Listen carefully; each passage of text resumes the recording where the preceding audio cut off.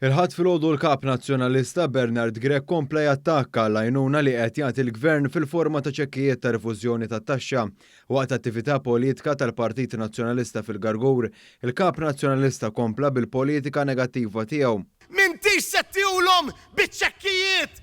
L-istess diskors sostnietu d-deputat nazzjonalista Rebecca Burġ li bħal Grech żuffjattat b'din l-għajnuna.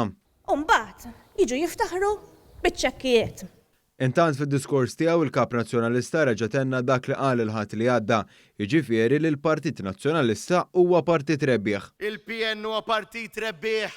Skont Grech ir-raġuni għal dan huwa għaliex qiegħed jagħti soluzzjonijiet dan minkejja li meta jiġi no preżenta programm elettorali mifni biżbalji u b'nuqqasijiet ta' costings konkreti b'riżultat li ġie kritikat mill-medja indipendenti. U għaliex qed jagħti is-soluzzjonijiet! Minkejja dan, Grech baqa' jadotta ton konfrontattiv għall-aħħar lejn dawk li ma jaqblux miegħu, hekk kif irremarka li se jibqa' jiġġieled ma' min ma jaqbilx miegħu. Ħanibqgħu bil-ġlieda tagħna